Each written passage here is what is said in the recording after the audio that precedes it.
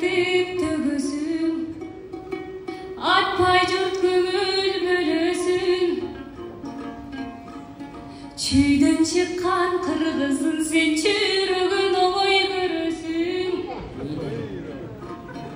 Балки устат жол берип сен бир жылкыны жейесиң. Болгончо бум айтайын, бул бой көтөрөт дебесин. Бизде